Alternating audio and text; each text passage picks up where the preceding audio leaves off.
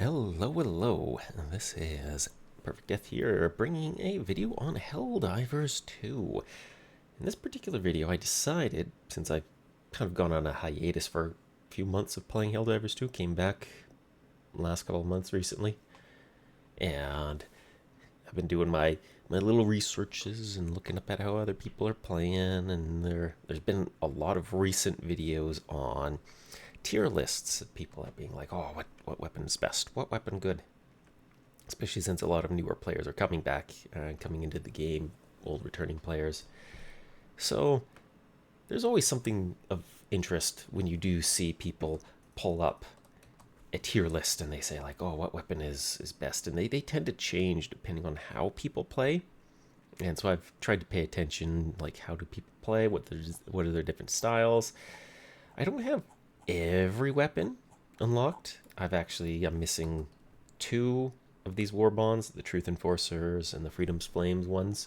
So, but I figured I'll just do a bit of a ranting ramble, semi-tier listy thing of just essentially going through these different gears that you can get and whether or not they are something to really try out or how to use them, even because you might find an item that people say, oh, I don't like it, but they might not be using it in a good way that would be effective for it. So I figure one of the starting weapons that you get, for example, is the AR-23 Liberator. This one is pretty good, especially if you're fighting against the Illuminate enemies, because a lot of their armor is technically still light armor, but it's an ablative type of armor. So it, even if you had a heavy armor piercing weapon, it would still hit the armor and fail to penetrate. You have to shred the armor off. And so assault rifles have actually made a bit of a comeback specifically against Illuminate, just because these weapons can shred armor off pretty well. So especially like the light armor penetrating weapons. One of the other weapons you can get, for example, is the Liberator Penetrator. This one comes with medium penetrating rounds. Deals less damage, but that extra penetration doesn't really work against the ablative armor of the Illuminate, for example. But against, say, the automatons, so the bots, and the terminates, the bugs, they have areas of their body which are, medium armor. But then they might have some other parts that are light armor. So if you still understand where the light armor parts are and where the like the medium and heavy armor parts are, the standard Liberator can still do some pretty good work. It's also just good at clearing just the regular types of enemies away. So for quite a few guns, they end up being kind of side grades of these certain roles. So the assault rifles, the Liberator's pretty good at just clearing the little light enemies, dealing with some of the mediums if you know where to aim for their weaker points. It is also important to know that some enemy types have body parts that if you break the part, it might be fatal to them. It might not be fatal to them. So like against the bugs, you can break off a claw. He's not going to die. He's going to still be alive. There's some interesting examples, like a headshot might take out most enemies. But then there's these Terminated warriors. And if you blow their head off, they have it's not considered a fatal break point. They're still alive, but they go into a really fast bleed out state, and they will bleed out and die. But there's that moment where they kind of sometimes trigger into a berserk rage mode, and they'll come charging at you and swinging away.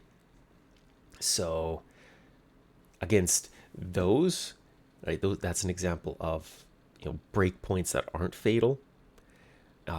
Every enemy kind of has like a total max HP pool, that total amount of damage they can take before they're dead. And then body parts have different HP pools on them.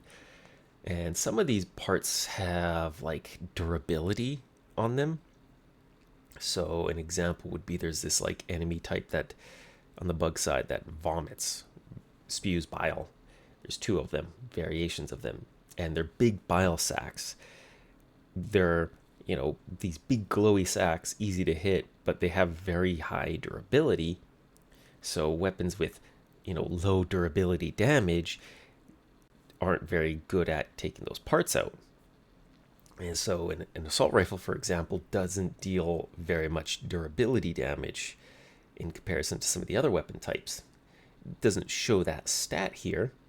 So there are some hidden stats that can play a part in how well a weapon performs, especially against different types of enemies and where you're aiming. And so to kind of keep that in mind, if you can understand those points, you can make more, better use out of your particular weapon. Use it for what it's good at. As you progress along, you'll get different types. So in the acquisitions area, you have this mobilize war bond. This one gives you most of your you start off with this one for free, and it'll give you your starting gear.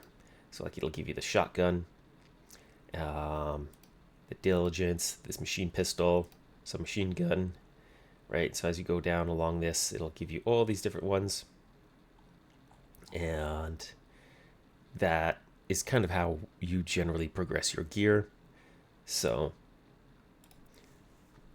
kind of debating, I'll go from listing from here actually, instead of from the war bonds, and then I might just bring up which war bond they're from. So the Liberator Penetrator I mentioned, side grade of this, but has the medium pen. Can be useful if you just want to deal damage through medium armor. But overall, this one is more ammo efficient if you know where to aim for those certain points, right? The Liberator Concussive is an interesting side grade because it's even it's less damage than the Liberator, more than the Penetrator, but it has this big 60 round drum magazine on it and a very slow rate of fire, right? So higher than, it's like half the rate of fire. This weapon deals a lot of stagger on it. Now, stagger, if you hit something, there's a certain amount of stagger that'll go in, and it'll cause a sort of stagger animation on the enemy. And the more stagger a weapon has, the more you'll see them physically recoil, and they'll even sometimes slide backwards. This weapon deals so much stagger that enemies will slide a meter or something backwards in some cases. You can shoot enemies and they will slide away from you if you keep shooting at them. Makes it a bad DPS weapon, but a very good weapon for holding enemies in a position, which is good for team play. Some people really like to use it if they like to be a team player and they like to, hold enemies in certain areas, like a kill zone where there's fire, flamethrowers going on, because flamethrowers don't have any stagger force to them. So enemies will just charge through the fire and start swinging away at you, even if they might burn out and die from the fire.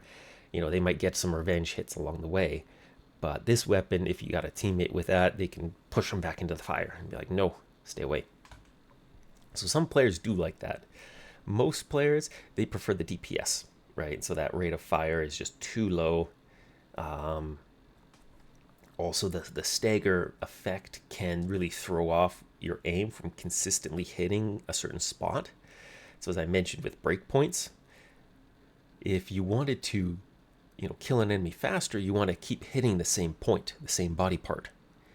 Whereas if they get, staggered and they're moving around, it gets harder to consistently keep hitting that same spot. You end up spreading the damage out over different breakpoints.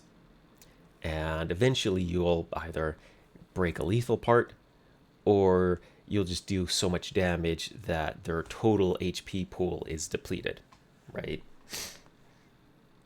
Now, you have the Liberator Carbine.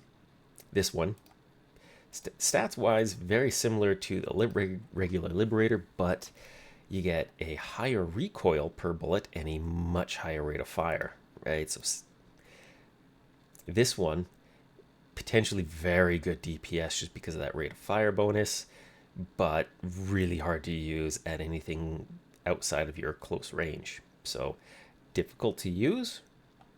Definitely an interesting side grade to try out if you're interested in just like a close quarters knife fighting, just tons of DPS.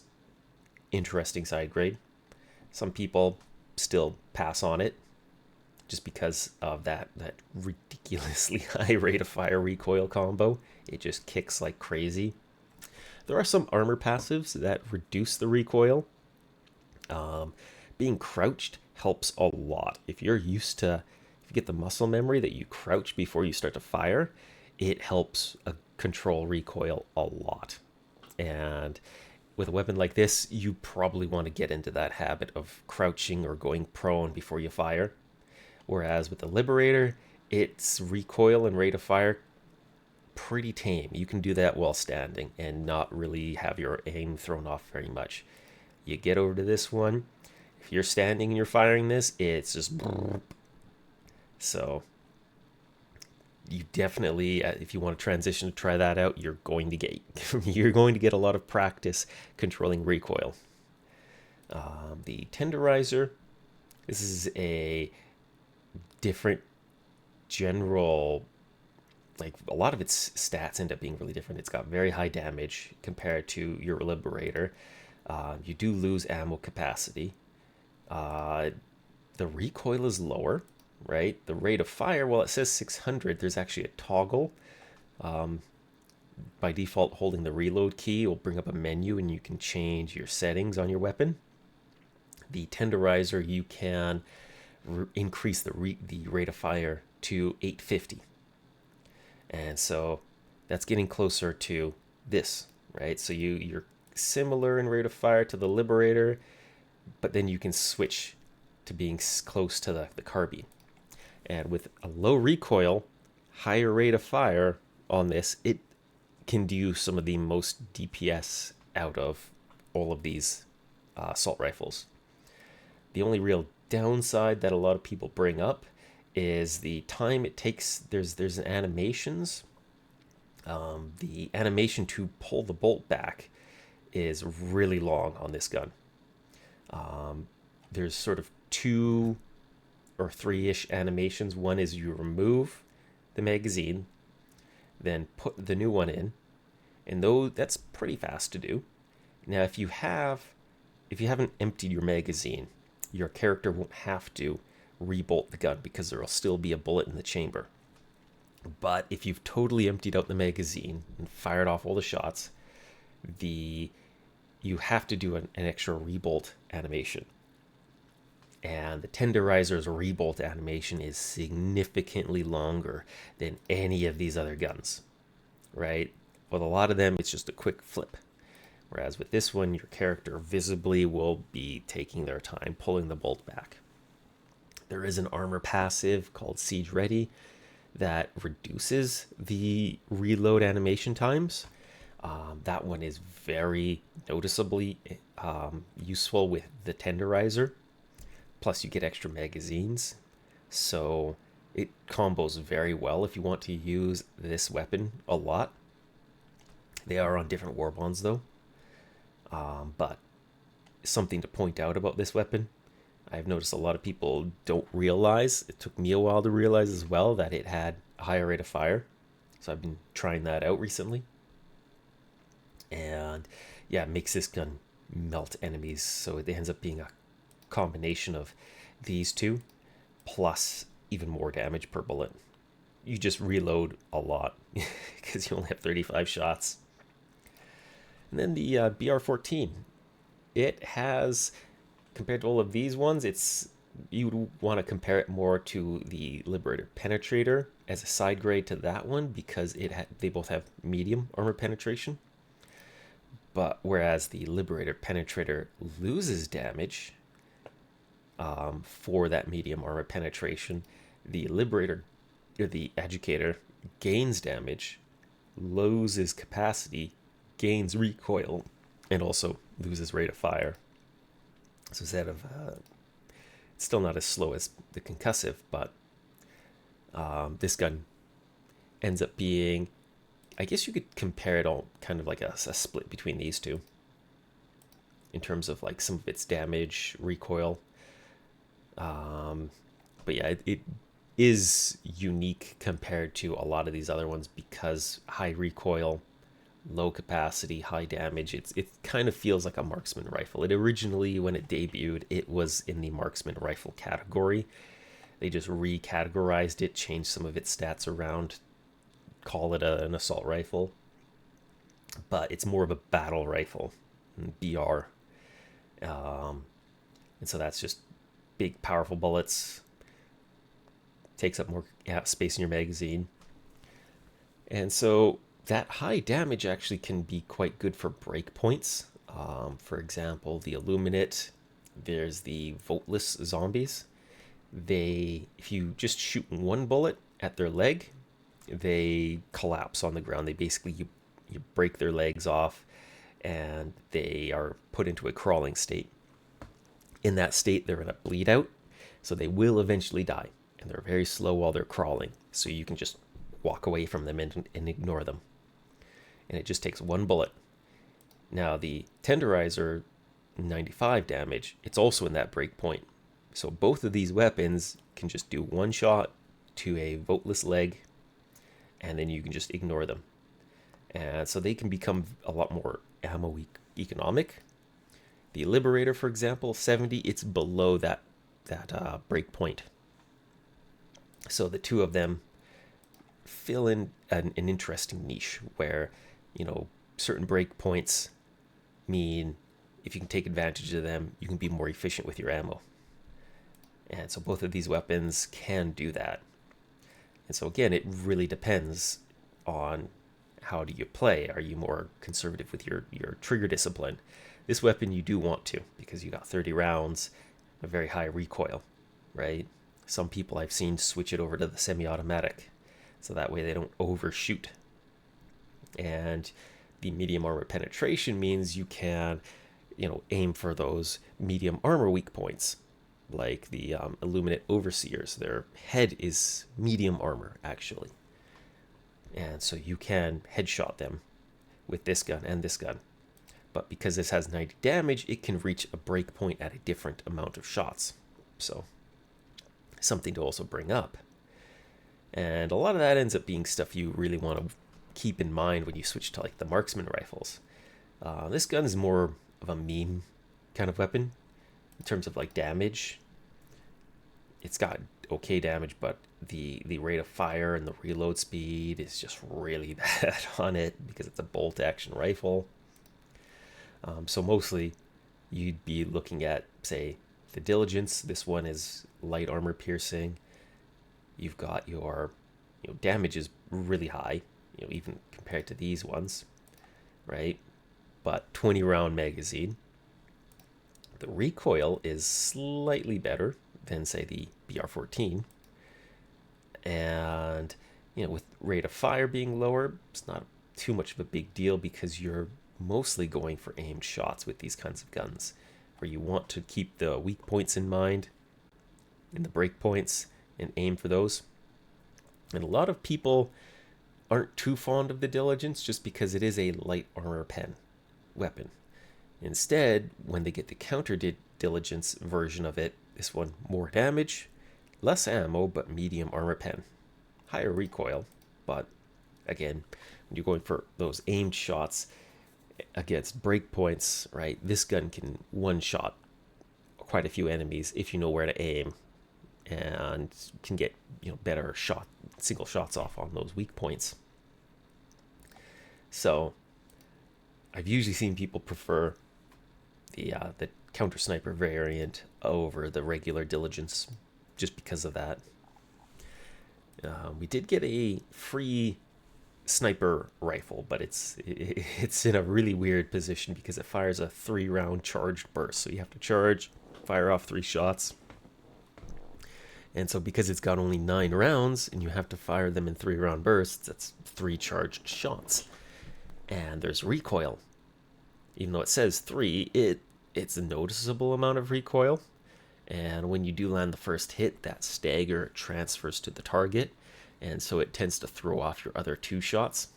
It does deal explosive type damage, which can interact differently with the enemy's HP pools and armor and stuff like that.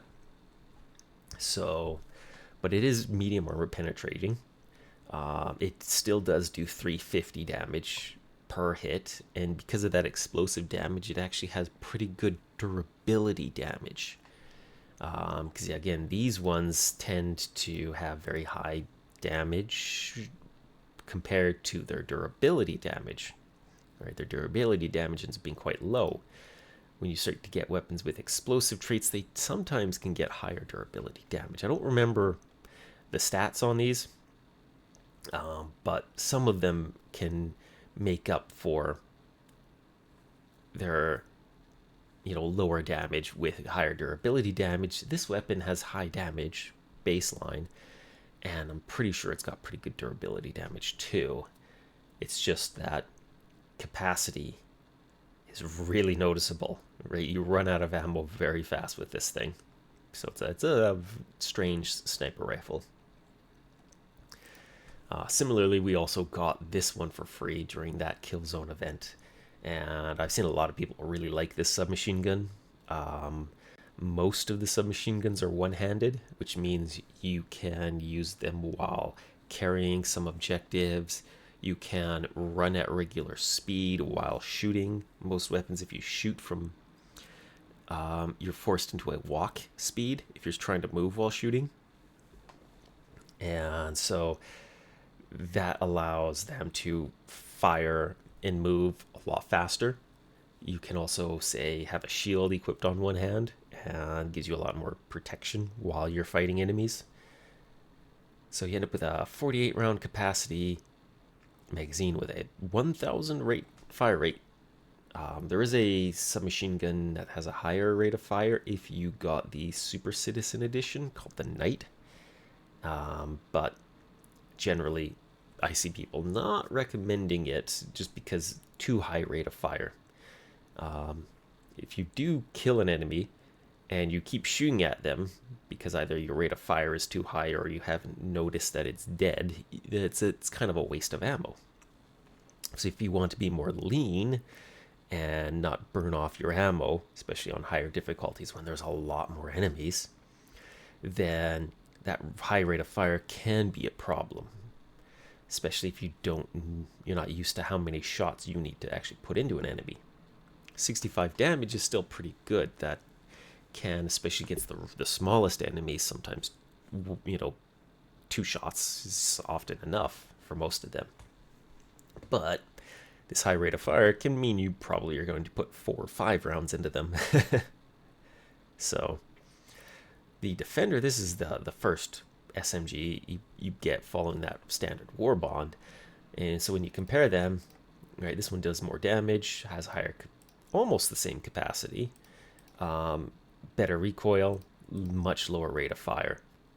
And because its rate of fire and recoil is lower, you really don't notice the recoil on this compared to the your Stall Arms one.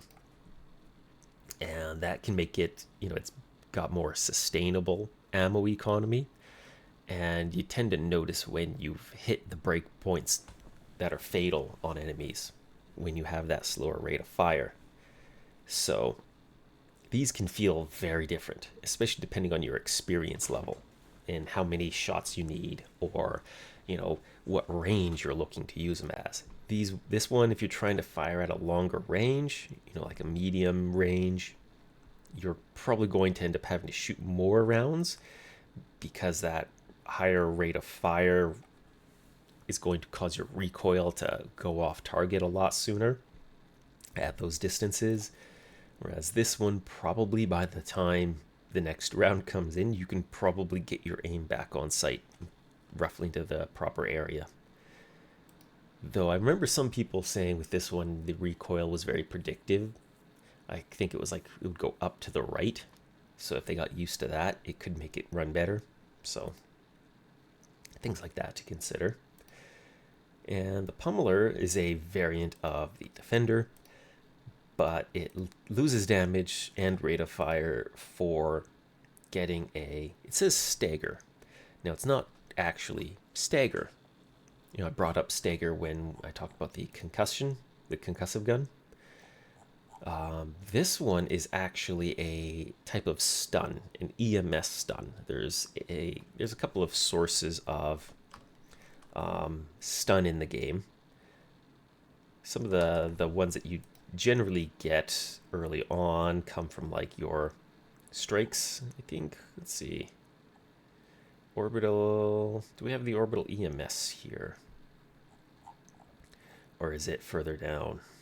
Yeah, so orbital EMS. See with this one, this weird glowy effect that causes the enemy to just stop moving. Right? It's this like electrical stun.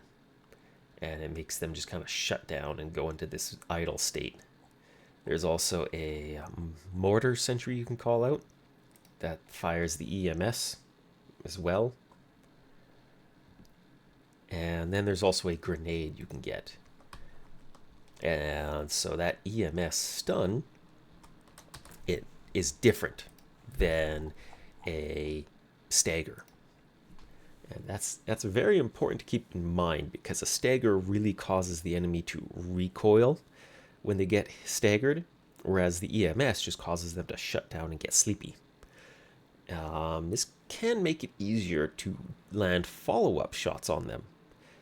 When I used to use this a lot, when it originally came out, you could, if you could, hit a weak enough point that the light armor penetrating can get in, which then causes the EMS stun. If you hit armor, it won't. Then the enemy just kind of stops and goes into this like sleepy idle state, and then you could just keep poking at that weak point, and they'll be forever stuck in this state. They did nerf the duration of it, so a lot of people have, moved away from the gun. So the gun felt like it has fallen off quite a bit, just because of that lower duration. You can't quite cheese it like you used to be able to, which is sad. I used to use this quite a bit. The lower damage was noticeable. You definitely took a lot of shots to take enemies down, but you could just keep them in place. And so they couldn't swarm and pressure you to the same amount as if you had this gun, for example.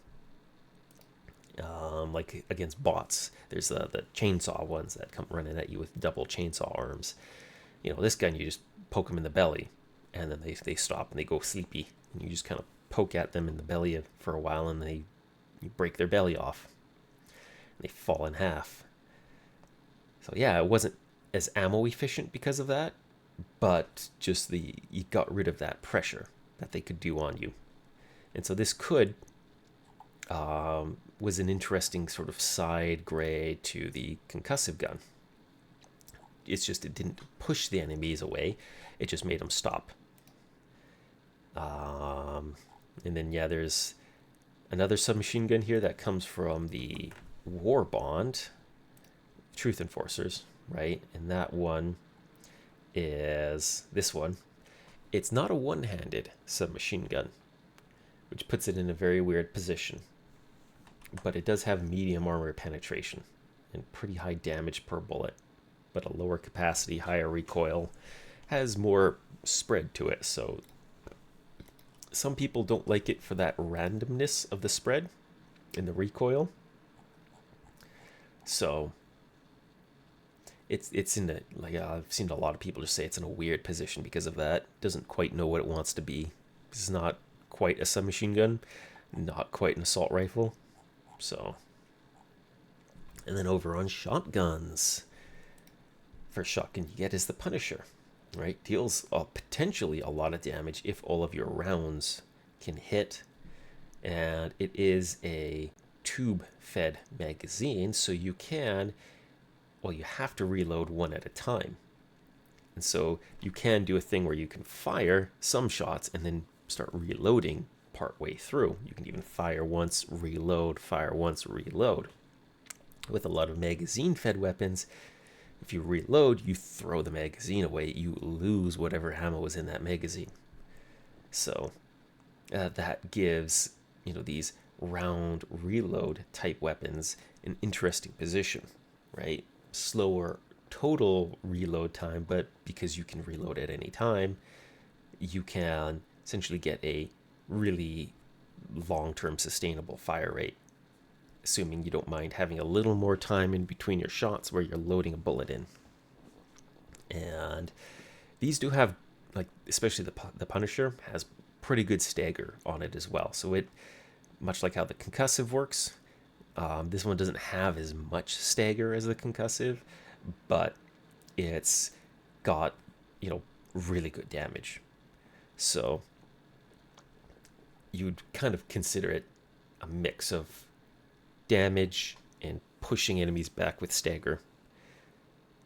Puts it in an interesting position. Some people can still really like it, but it has that range limitation of being a shotgun. And the slugger usually is where people see a bit of an upgrade to an extent. The slugger just fires a single projectile rather than multiple shot rounds that fly out. And it has medium armor penetration as well. So with this one, you'd only really be good at the light parts of enemies. And pretty much you are losing total damage, but because this is mixed between different little bits of shot, the further an enemy is away, the less likely you're going to hit, especially at one body part. Because again, there's breakpoints in the game. You fire this, you're probably going to hit more than just one body part. But with this one, all of it connects to that single point. Medium armor penetration too means even if you do hit something that's armored, if it's a medium armored part, it's going to go through. Deals quite a bit of damage because it's 250. It does have pretty good stagger as well. I don't think it's as good of stagger as the Punisher, but still noticeable amount of stagger on it. And the recoil on these don't really matter just because the fire rate is so low because it's a pump action weapon. And so that gives it an interesting niche where this one can be used at further ranges, like medium ranges. And you can use it against more types of targets because of the medium armor penetration.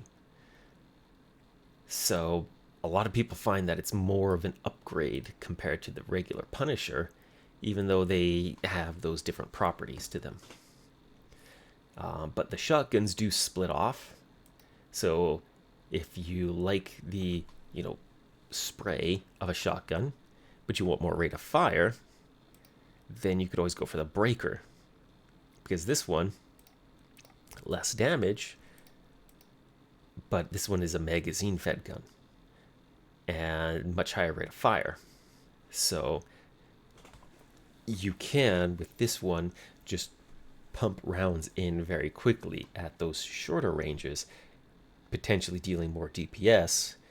This gun's going to be more ammo economic because of that slower rate of fire. This one, you might overkill enemies, especially if you just go really ham on the trigger. And this really gets personified when you go to the spray and pray version. Because, even less damage, bigger magazine, slightly higher rate of fire. But this weapon, you might notice it from the barrel. It's like a duck beak muzzle. The spread on this is more horizontal than vertical. And so that's more of a niche of where a lot of enemies are coming at you from more of a side to side.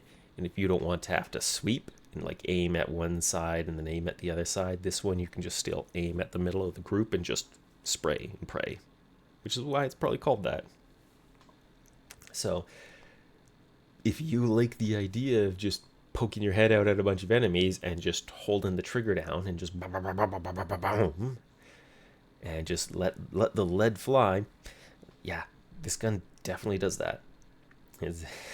pretty crazy on that use, but if you want to know where you're aiming and aim at breakpoints, then yeah, these guns aren't really ideal for aiming for breakpoints. These guns are just saturation firing in an area. And then when you get to the breaker incendiary, similar to the spray and pray, but it's more focused on, like, you don't get the width type of spray. It's still more of a cone, and you just kind of aim this in the general direction of enemies and fire, because if one of these pellets hit an enemy, they start to burn. And against really weak enemies, one pellet is sometimes enough damage, plus with the burn damage, they'll just die. So you just see a crowd of enemies, you can just fire this and just spray in their general direction, light them all on fire, and then just ignore them for a bit. And then most of them will burn out and die. Pretty good against flying type enemies too, because of that. So long as you're willing to, kite enemies away for a bit and just kind of like set them on fire. So this is really good against, say, the bugs, because if you have a bug breach and a bunch of them are coming out, this will deal with the little ones. Like hunters, for example, notoriously a pain to deal with, because they like to kind of kite around and then attack you from the flanks. So if you can, before they do that, just kind of light them all on fire from a distance, then most of them are going to burn out, and then you won't really have to deal with them. And plus, with the little guys swarming everywhere, this will clear them out. So you can get a ton of kills with this. It's just not very good against the big guys. It really has trouble staggering enemies too. And the low damage potential of it means, you end up burning through a lot of ammo with this. And they did nerf its total ammo capacity. So even though you have the same, kind of drum magazine, you don't get very many reloads on this. It doesn't show you how many reloads you get with this one. But they nerfed it and reduced the amount of reloads. But if you run the Siege Ready passive, it gives you extra magazines and a faster reload time. And so then this gun kind of comes back a little bit if you have that armor passive. Now there are some other shotguns. Truth Enforcers, for example, you have the Halt, which I haven't unlocked. I've seen people really love this one. And the reason for that is you can switch between the types of ammo you're going to fire. It has a light armor piercing, stun stagger kind of round. Haven't fully looked into what type of stun or stagger it uses, but it's a light armor piercing. And then you have the flechette round, which is a medium armor piercing one. And so much like how the Punisher works, this one is a tube magazine pump action, so you can reload it in between shots. And so while it does lose damage compared to like the Punisher shotgun, that it brings the medium armor piercing of the Slugger with the kind of stagger light pen of the of your regular Punisher. Plus, I'm pretty sure the stun rounds do a different type of or extra stun or stagger, and so it kind of gets a good chunk of both of those niches combined into one weapon. It's just, I know I've heard some people say you can keybind the ammo switching, which makes it really easy to switch between the two modes. Because I always have a hard time switching modes in game, because it often forces me to just throw away my ammo and do a manual reload for some reason. Not sure why, but I figured if I wanted to use this gun, that's something I'd have to learn how to do, is to get that ammo switching done better, which people have said makes it really good. And Then we get over to the explosive weapon category, which you got the crossbow, which I've seen a lot of people say best weapon in the game. And some of the reasons for that is versatility. You know, it has medium armor penetration. It's got that durability explosive on it. It's one-handed, so you can kite really easily with it, or use shields, or carry objectives. The gun itself can they added structural damage to it as well, so you can blow up bug nests and bot fabricators too with this thing. So that gives it a ton of versatility, and the fact that, you know, you can blow up some of those side objectives with this thing makes it really good to bring if you don't have that option in your other loadouts, like with your throwables. For example, your grenades do that structural damage. They teach you right away, throw a grenade into a bug hole and blow it up. Well, if you took a stun grenade, this doesn't have that explosive damage, or a smoke grenade, for example. So then, what do? Right? One of the options, of course, was grenade pistol. But, you know, if you have the crossbow, for example, there you go. That's your option. You've got 5 shots per magazine. You got something like 6 magazines. You can break a lot of bug holes with this thing. And it's really good against clearing out your, you know, regular, like your small enemy types, because it's got a pretty good splash on its explosion. So while it doesn't quite have like the easy crowd control of, say, a breaker incendiary, because some of the downsides of this one is the projectile speed is pretty slow. It drops off pretty fast, so it's trickier to use at longer ranges. And at closer ranges, it's very dangerous to use because it can blow yourself up.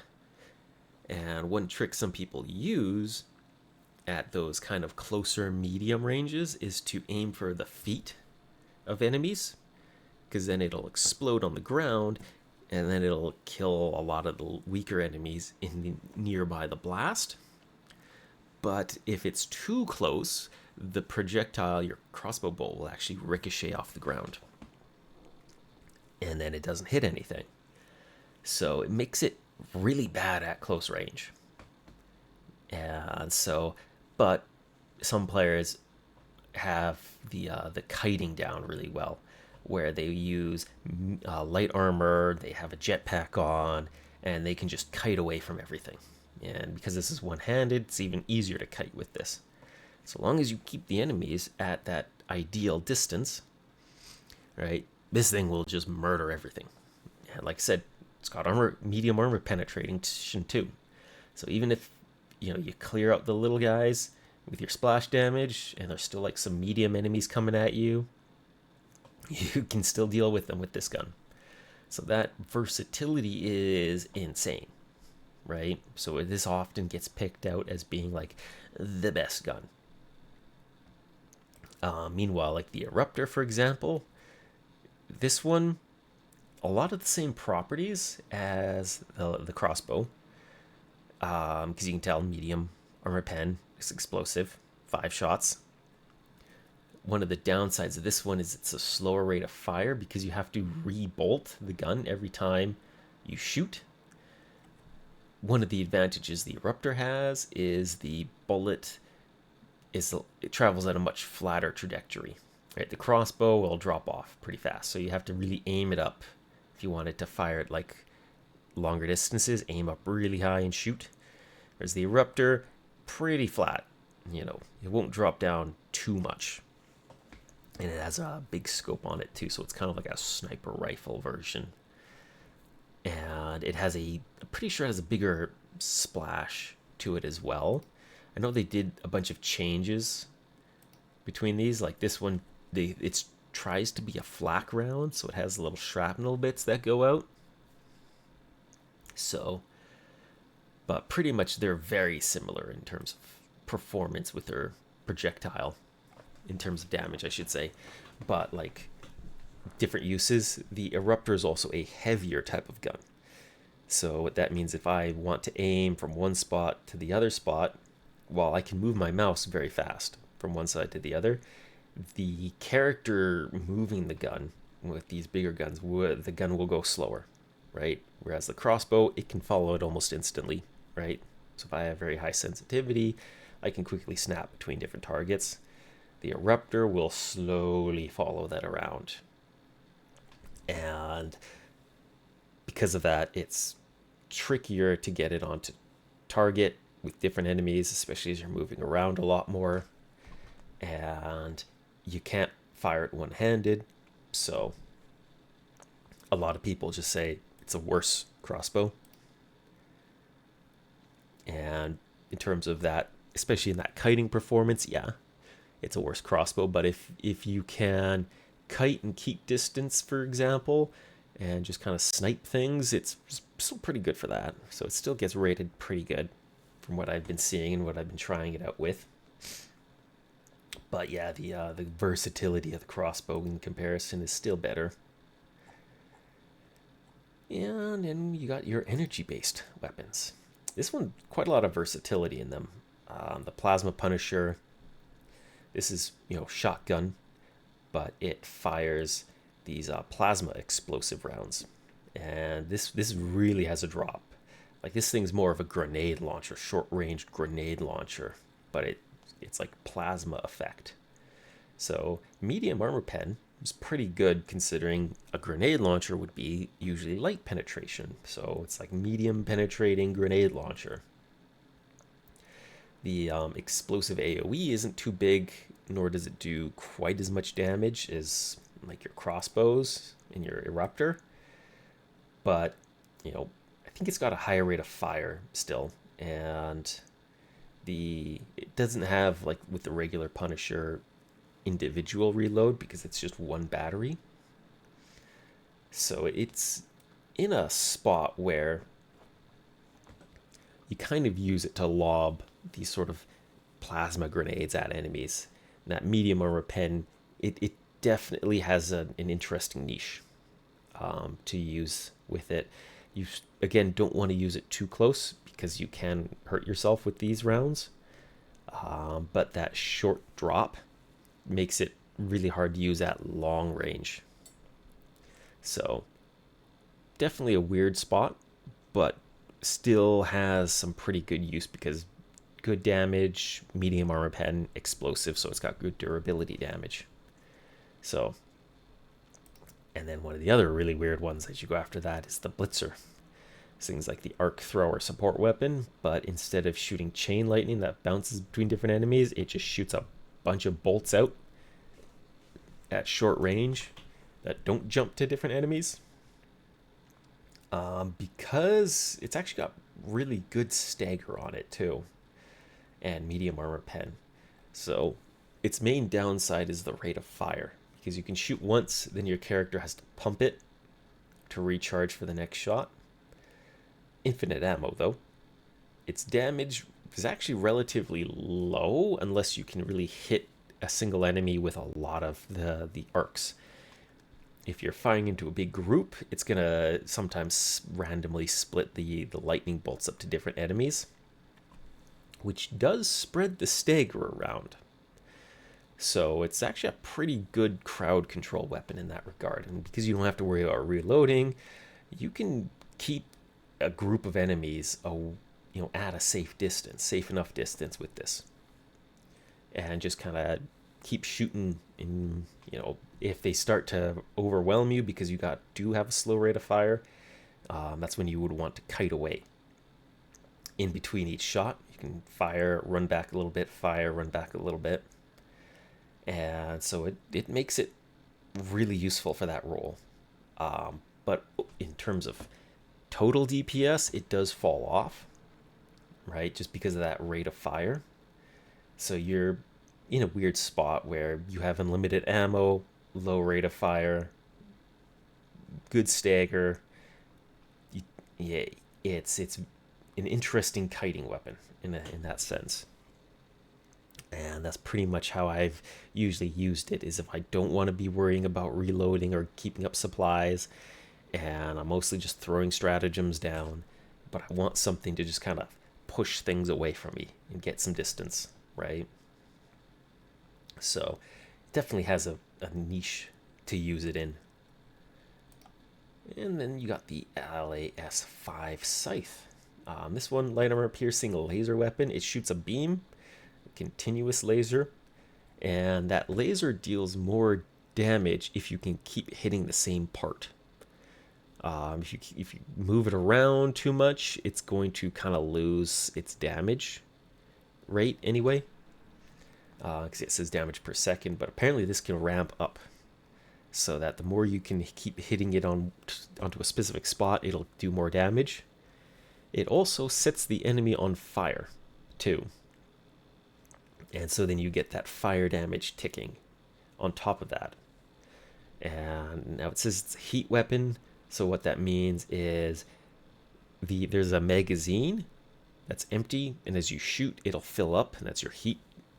And once it's full all the way, it'll burn out your heat sink, and you have to reload. Now, if you stop firing, it'll start to cool off, and your heat sink fill will go down.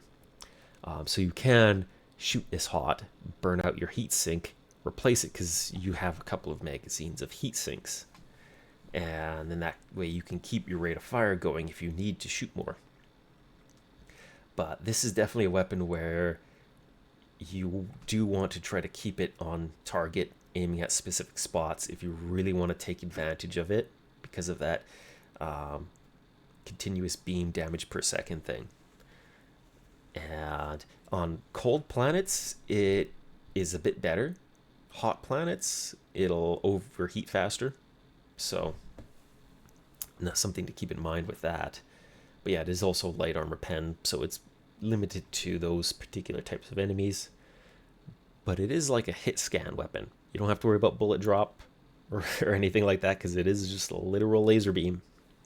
So very different in terms of how you choose to aim with it. And it's actually pretty good at taking out flying enemies, just because of that hit scan. And then the sickle, well, it's also a heat-based laser. It's more of an assault rifle. And so it fires little laser bursts and deals not a lot of damage, but it has that potential of essentially being unlimited ammo. If you overheat it again, you have to replace the heat sink. So I've seen some people recommend, early on, you can just burn out a couple of your heat sinks for more DPS, and then when you're on your last heat sink, then you just baby it and let it cool down, shoot some more, let it cool down until you get more ammo to replace your heat sinks. But it has like very little recoil, so this thing is stupidly accurate. It has a really good sight on it, so you can point out weak points like a head on some of the automaton devastators, and you can just beam it and unlike this one gets better if you can continue hitting the head. This one, not necessarily, but with the pretty high rate of fire, very low recoil, you can burst things down pretty fast if you can hit those weak points and get those break points broken. And then because you have just so much ammo potential because of the cooling mechanic, you can shoot this a lot. So a lot of people really like this for just lots of shooting. And then there's the Plasma 1 Scorcher. This one, similar in type, because it does plasma damage, right? But a very small explosive radius on this, but still has had pretty good damage from each projectile. 20 round capacity on it, not a lot of recoil, doesn't have a really high rate of fire, so you kind of want to be a little more accurate with this one just because of the slower rate of fire. And the projectiles, they don't have, I feel like there's really no noticeable drop off with this gun in comparison to, like, especially compared to this one, right? This thing drops off so fast. This one almost feels like it doesn't drop off. I Could be wrong. I usually don't use it too far away because it does have travel time, and that's the main reason of not using it too far away. But the explosive range is still big enough you can hit through some of the like armor plates that some enemies have, or the medium armor penetration allows it to, you know, go through armor, dealing better damage, especially because you have that higher durability damage to it. Makes it do quite well against most enemies. So it's a really good general purpose weapon because of that balance of medium armor pen, explosive, high damage per shot, pretty good ammo economy, right? So this one is at the end of your first standard war bond. And it's a pretty solid gun to use. A lot of people still rate this as one of their top picks for a reason. And it definitely deserves that position. A little tricky to get used to if you're not used to that bullet travel, the projectile travel, and you can still hurt yourself at close range, but it is such a small little explosive blast that they pretty much have to be right on top of you for you to hurt yourself. So, bit different from, say, like your plasma punisher or your exploding crossbow, where they don't have to be that close for you to hurt yourself. And then you have the plasma purifier. And this one's a weird combo because it's like these two combined. Plus, so you have to charge it up in order for it to do its big AoE. So kind of like how this one has a big AoE, but you don't have to do a charge up time for that. This one, if you do the full charge up and then you shoot, it will have a pretty big splash on it. But it has a lot of the projectile properties of the Scorcher, where it doesn't have as much drop off, but it does still have a slower projectile travel time to it, like most plasma weapons you get. And it's got the medium armor piercing. The individual shots are pretty comparable to the Scorcher's individual shots, so you can use this uncharged. And it doesn't have a rate of fire limit. Like you'll see this is 350 and this is 1000. So if you can click fast enough and fire that trigger fast enough, it has a higher rate of fire than the Scorcher. And that gives it potentially more DPS. You just lose the explosive range and the ammo economy of charging it. So that combo of it being able to charge up and do a big splash damage shot, which costs 1 ammo, or tap it, where you shoot 1 little shot, which still costs 1 ammo. That little single shot, less damage, less splash, but if you're in a panic, something jumps on you, you don't want to do a big charge shot, you'll kill yourself. But you can just quickly tap, tap, tap, tap, tap, tap, tap, tap. Meg dump very fast if you can click fast enough, and you will take out enemies at close range without really hurting yourself too much because it doesn't have as big of a splash to it. So it's got the splash comparable to this when you tap. When you charge, it's more comparable to this, right? And that 500 damage potential when it's charged, really good, right? So this one a lot of people pick out and compare it to the crossbow in terms of, its, explosive AoE crowd killing potential. But because you do have to charge it, it can have some problems if you're getting shot back at.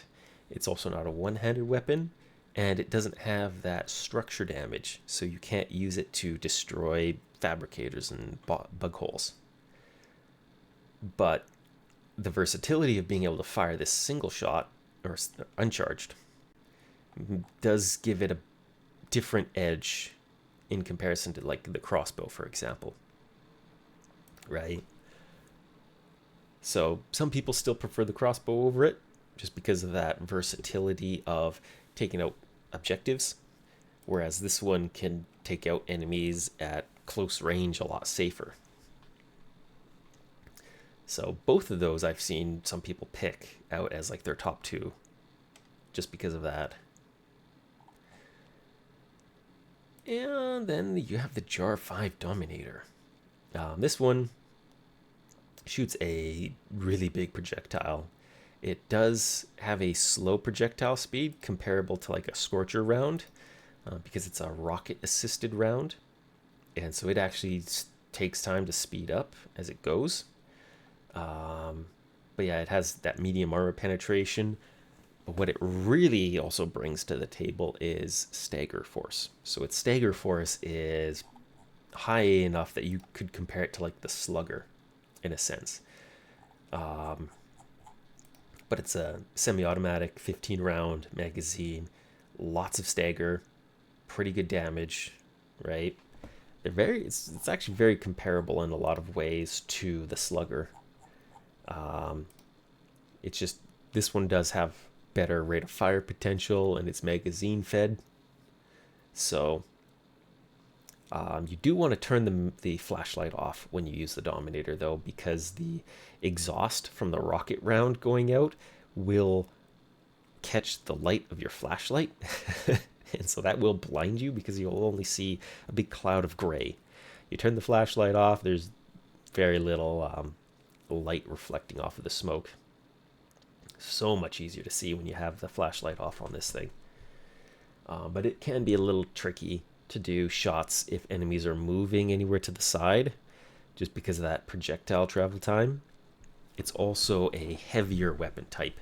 So much like how the Eruptor takes time to move around, the Jar 5 also takes more time to move around. And this can be annoying with the recoil.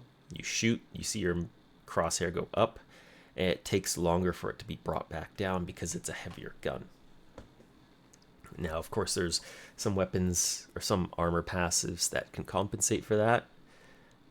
Or, being crouched or prone can help with that as well. But in general, like, the gun can feel heavy and unwieldy just because of that. And comparing it to some of these other weapons is a bit weird, just because usually people still put it slightly below some of these other guns because it doesn't have the splash. It similar projectile travel times, worse recoil, worse rate of fire. The one thing this does bring to it compared to like the plasmas, for example, is that stagger. Right, you hit an enemy with this, they get stopped in their tracks from that stagger force. So, and there's that sort of safety that you don't blow yourself up from the splash damage. So that it still puts it in its own unique position. Which again, it does make it a little tricky if you wanted to really compare and say, oh, which is better? Well, stuff is different, right? Some of these have different little niches and variations, which is nice to see. And then we have like the secondary weapons as well. There's some more narrow picks on this. Like you start off with this one. Usually everybody switches over to the Redeemer when they get it because it's just really high rate of fire. You just pull that out and just burp. There goes all of your ammo, but there goes your enemy, right? Well, this deals more damage. It's semi-automatic, so you have to click really fast if you want to be comparable to the rate of fire on this thing. There's a War Bond that gives you this guy, which comes with medium armor penetration, but much more recoil. And then you have the Senator, which has heavy armor penetration. None of the primaries had heavy armor pen, right? So 6 rounds. You can single reload. If it's empty, you'll use a speed reloader. So you can reload this really fast if it's empty. But that heavy armor pen lets this weapon kill a lot of different enemy types, those heavier enemies. So a lot of people pick this so that they can just pop off on heavy armor enemies. It also can combo pretty well if you're using explosive weapons to have a decent, pistol. Just because those pistols can push away those enemies at those dangerous close ranges.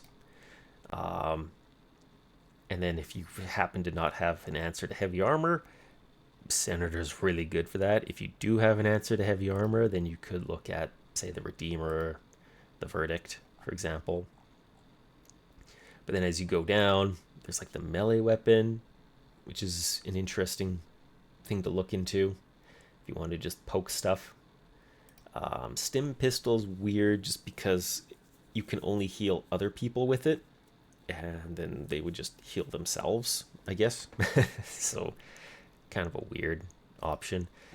The triple barrel shotgun can be very interesting because you can shoot off all three barrels really fast, and it can, against certain, like the Illuminates, for example, they have these shields.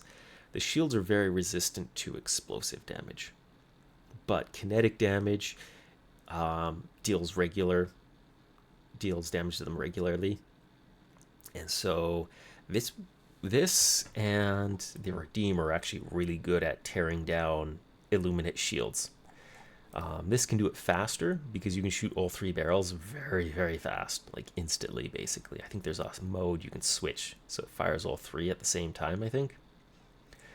And so either of those two, right? Potentially you can bring them for that utility. One of the other interesting utilities that you can bring is like with the grenade pistol. This gives you a grenade in your pistol. It reloads off of ammo rather than grenade boxes. You get 6 total shots, right? If you happen to have, say, your throwable, like if you've got a thermite and you don't want to use it to close bug holes, or you've got a stun grenade, you can't close bug holes, and you don't have an explosive weapon like a crossbow, right? You can get your grenade pistol. It's a really good pick for that, just because it pretty much gives you the opportunity to take out 6 bug holes, for example. Or there's some enemies that have, high durability, and you might not have a weapon with good durability damage. So this does do good durability damage, and makes it a really useful utility to carry with you. So usually I see people either pick Senator or grenade pistol a lot of the times, depending on what utility they want to bring. Laser pistol, kind of an interesting one if you really like your lasers. Just because of that, because it's such a small weapon, it gets its heat built up really fast.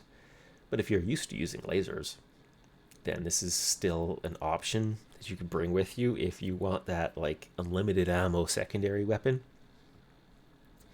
and you don't want to just go into like a poking match. So, and then when you come to like grenades, you can get some interesting grenades. But I think I forgot to mention, what was that? Yeah, this one. This is the plasma pistol. Works much like the plasma purifier, that you have to charge it, and it will do a bigger AoE on it. And so it's actually a pretty good pistol from what I've seen, if you want something that has that like splash damage, is you can just charge it up, boop, shoot down your little splash.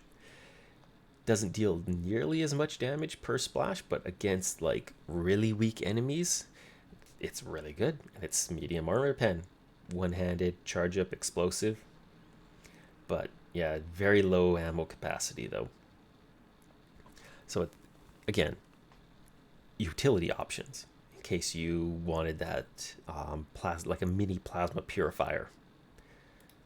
And so yeah, I don't think, I did miss out. I forgot about this one. This one's got the cookout shotgun. That one is comparable kind of to the Scorcher, or not the Breaker Incendiary, but this one, it doesn't have as wide of a cone that it shoots its incendiaries rounds, and you reload it individually because it's a tube-fed shotgun.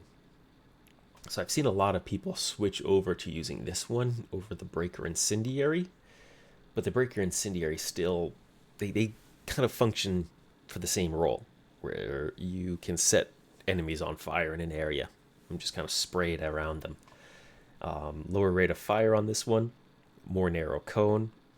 So it's a variation of a similar roll, but this does, I think it has better damage and stagger to it. So I've seen some people prefer this one over the breaker incendiary. And then you've got like two different flamethrower weapons, right? The primary flamethrower and the secondary pistol flamethrower.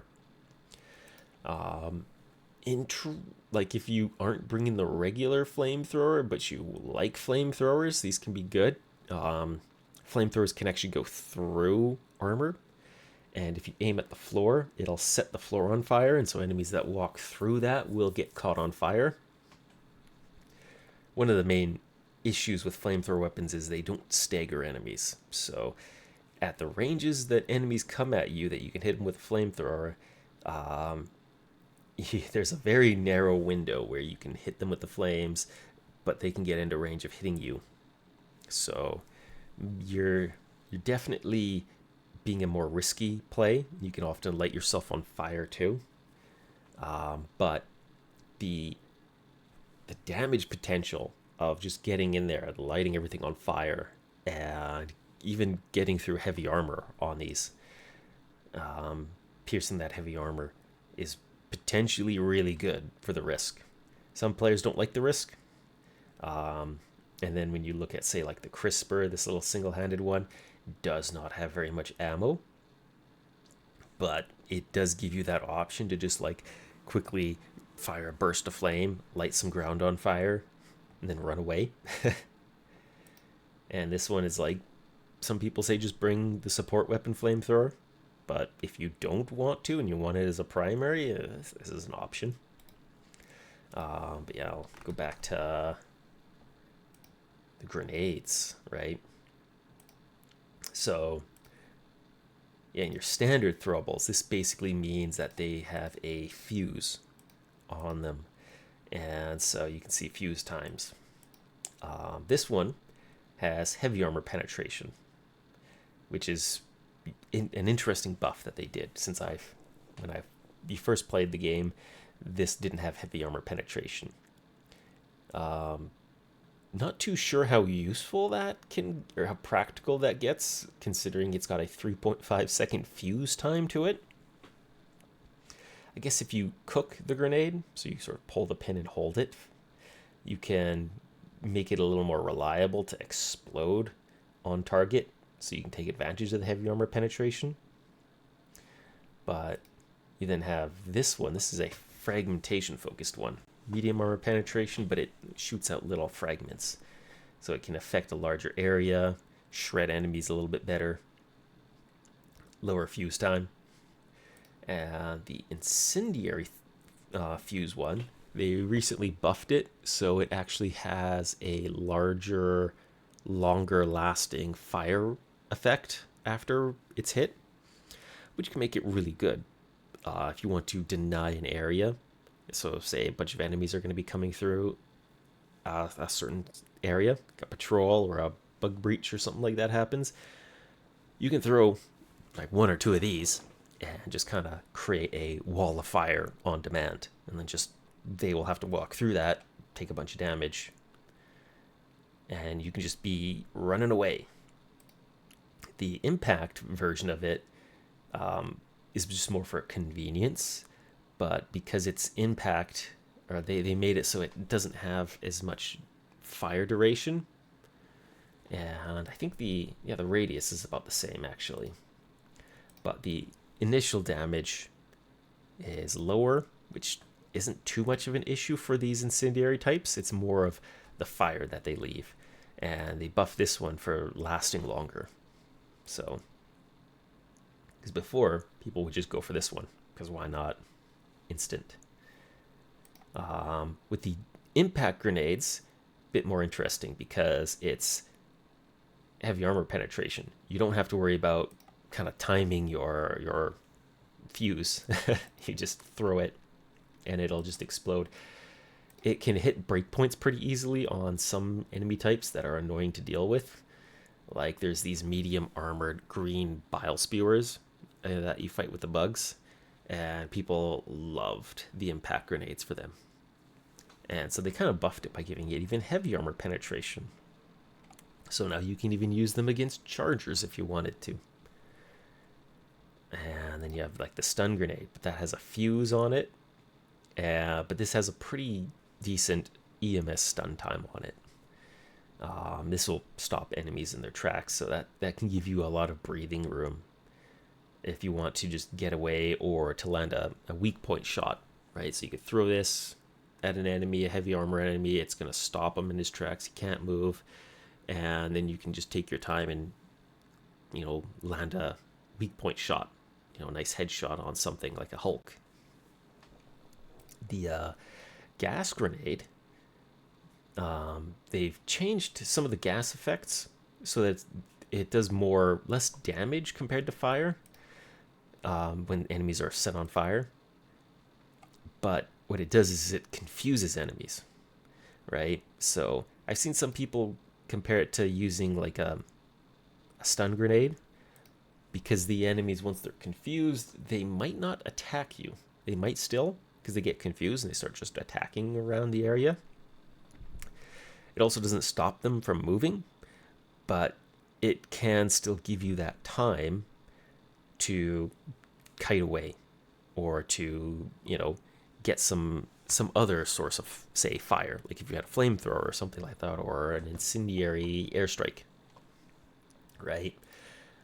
These kinds of things, because it'll last longer on the ground, so kind of comparable to an area denial of a grenade, then this one does not have as a long-lasting AoE duration, right? The stun lasts a decent amount of time, but if an enemy comes into that area where the explosion happened, they're not going to get stunned, right? But the cloud will linger around for a while.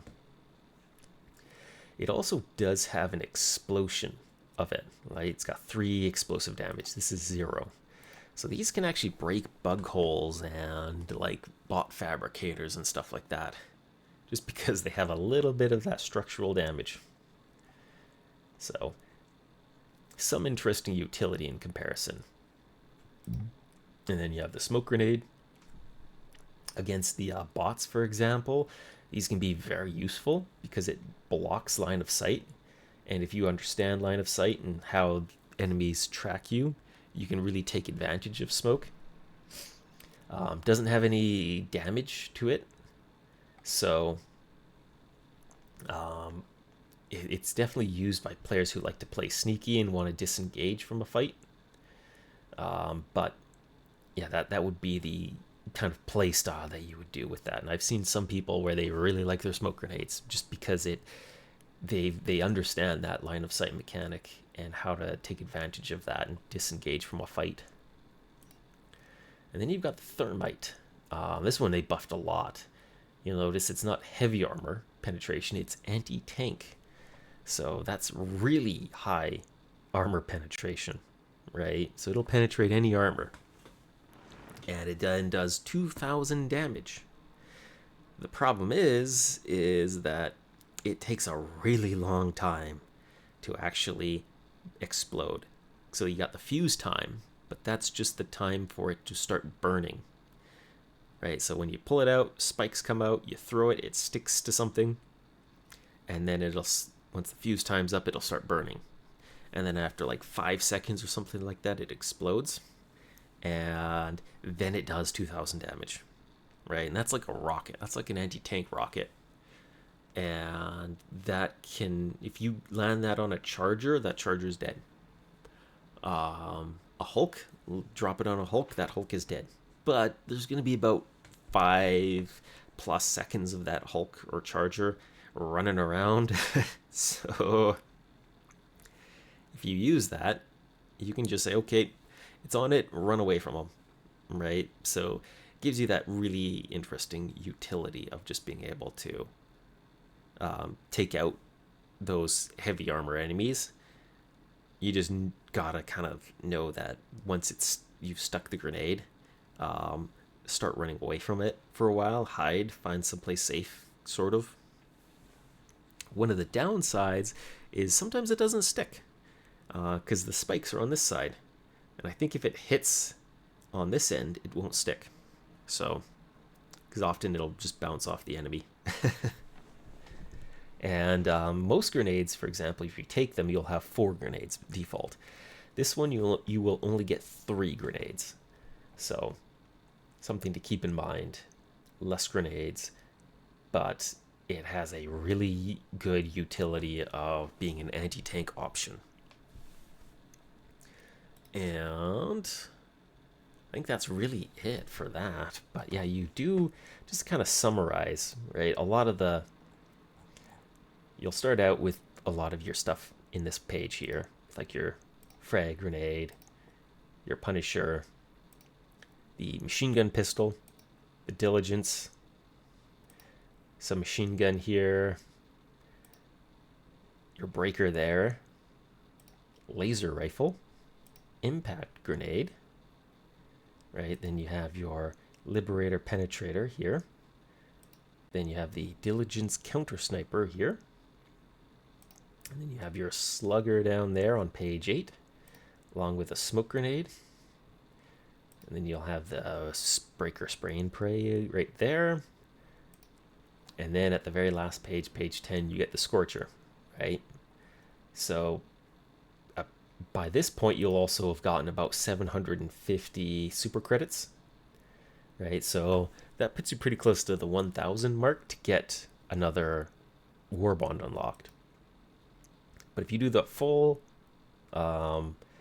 standard banner to get the plasma scorcher, that's still like a really good pick. You can go quite a long way with this gun once you unlock it. And, you know, there's a good decent amount of variety to try out to see like what kind of play style do you like. Do you like your, you know, focusing on firing at a specific point? Do you want to kite? Do you want to snipe? Right, do you just like to get in and blast away? So it gives you a pretty good variety of weapons. And also the armors too. Like this one here is a stealth armor. Makes you harder to detect, right? And there's some that are just heavy armors. Less recoil, less explosive damage received, right? And then when it comes to the other war bonds, I've usually seen people, as the first one they recommend is Democratic Detonation, just because you've got your Thermite, which is a really strong grenade pick. The BR-14, pretty good AR. Again, I mentioned how it's got that medium armor penetrating battle rifle stats to it. You then have the Eruptor, which does fall a bit short from the crossbow. But you also get the grenade pistol, so that's 1, 2, 3 really good picks, right? Those 3 top tier kind of picks, right? Really useful stuff. Some of your other stuff is like, this one gives you an extra 2 grenades, less recoil. So pretty useful passive, just because less recoil, extra grenades. You won't really get those extra grenades all the time unless you either bring a booster that gives extra, or you pick up supplies in that. So, but some of these, like if you bring both crossbow and grenade pistol, that's a bit overkill on grenades. So, but it does in one war bond give you the option. You can pick one or the other, and that has your grenade ranged option for taking out bug holes. And you also get to replace your grenade slot with a dedicated anti-tank grenade, right? So this one definitely has really good value because of that. Steel Veterans, for example, if we look at that one, first page, you do get the Liberator Concussive, which kind of a very, very niche weapon for team play. But page 1, Senator. Really strong, heavy armor, penetrating pistol. The armor passives in here give you extra throwing range, which can be very odd, just because if you're used to throwing default range bonuses, switching over to this, you tend to overshoot. So if you get used to it, this can be really good for just throwing grenades and stratagems.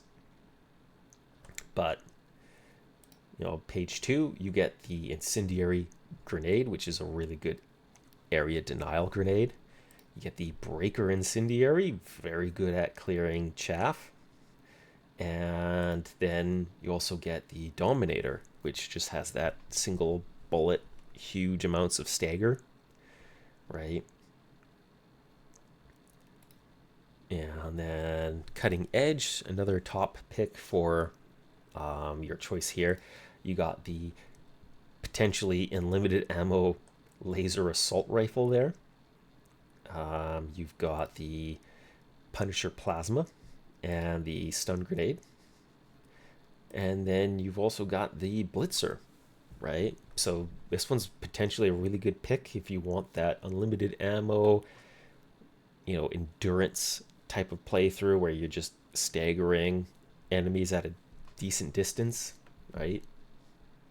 You could also get this one for the explosive plasma, stun grenade for just stopping enemies, and the armor passive here gives you that like 95% arc damage resistance, mostly to keep your teammates from killing you,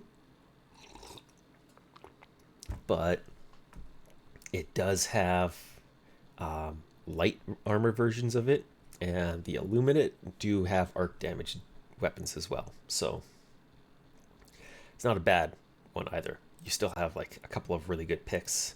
Laser pistol's a little weird unless you're used to lasers, you really like lasers, but you're still getting some pretty good value out of this one. And what was the... Yeah, I was just looking at what some of these boosters, I haven't talked about them, but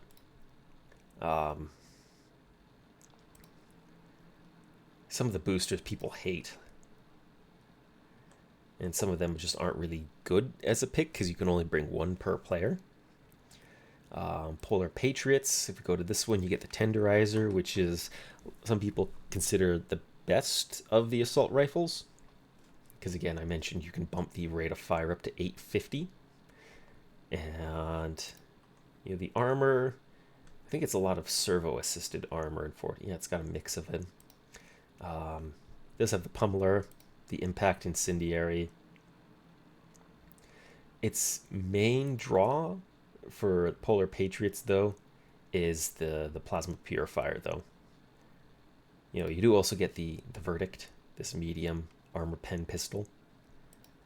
But yeah, this one definitely people will pick this one for the purifier and for the tenderizer. It has like two options there. This one's kind of weird because it's very niche for if you're dealing with acid or EMS. Or mostly just acid. It doesn't affect EMS, just people slowing you down by stuff like acid. Very niche. But still, has potentially one of the top tier weapons in it, much like how the detonation one has the crossbow, right? But then another one that I've seen up in the top sort of like 4 or 5 that people like is like Viper Commando. It does have this one, but people like it. One part is because of the armor, peak physique, that weapon handling. I mentioned with like the heavier weapons where the drag, it refers to it as the drag. Some of the weapons have slower drag on them, so the weapon moves slower. This gets rid of that penalty quite a bit, so you can move those heavier types of weapons around. And quite a few support weapons are also really heavy, so it helps with those too. You get that Bushwhacker triple shot shotgun. A lot of the reasons why I see people go for Viper Commandos though is because of this booster.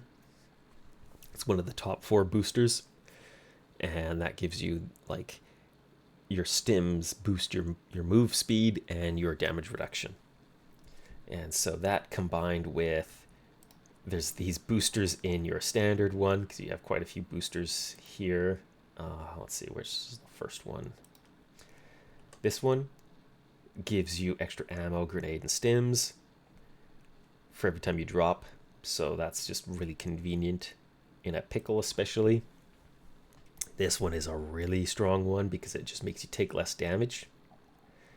So you combine that with the stim from the Viper Commando, and your characters are super tanky when you're under the effect of the stims.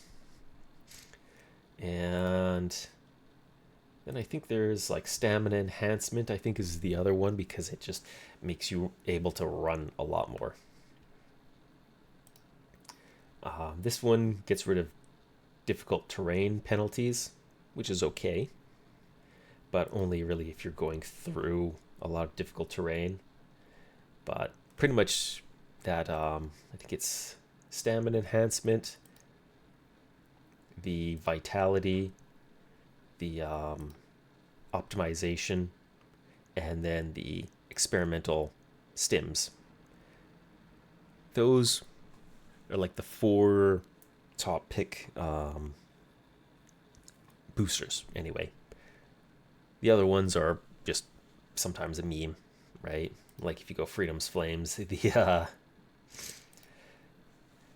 this one makes your hell pods explode in fire everywhere.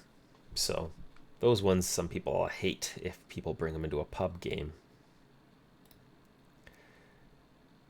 Chemical agents is actually the one where you'll find the gas grenade, for example.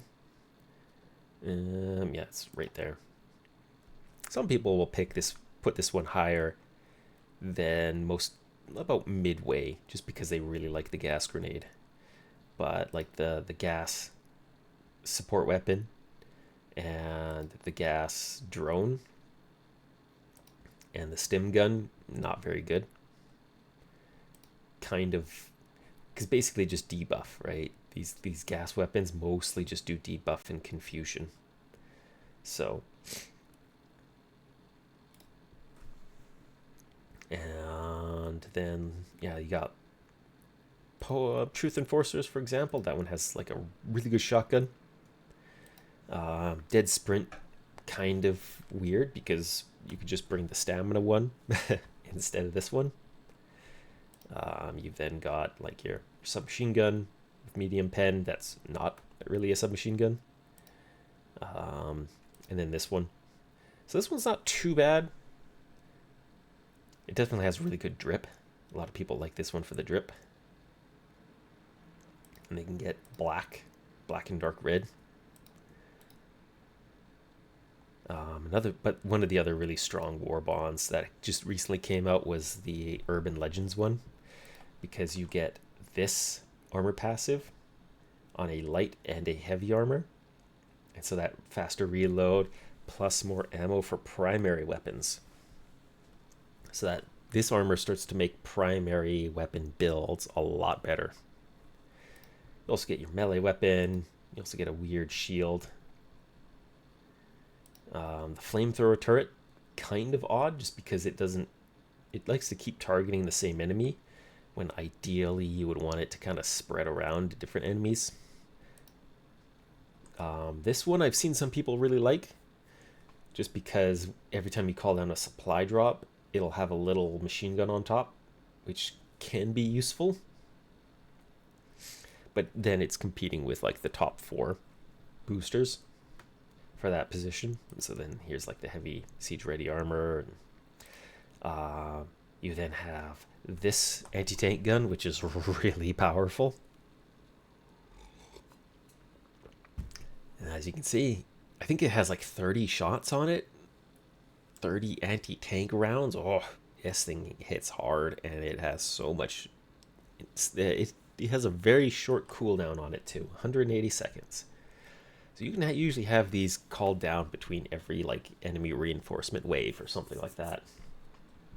So only downside, slow to move around, and you can't move the actual turret. So, but it is a very powerful call-in support turret. And that's basically it. I mean, there was a Hellgast weapon that you could call in, but like from the superstore, and I've seen people rate that Hellgast assault rifle pretty highly because it's slightly statistically better than the Liberator. So it kind of competes with the tenderizer for, best assault rifle. But that's pretty much it, to be honest. So I'll call it there. That was a bit of a long rant.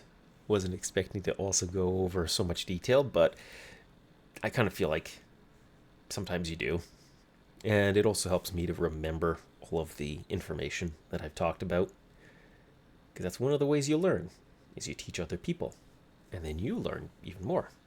So, hope you enjoyed some of that. Take care.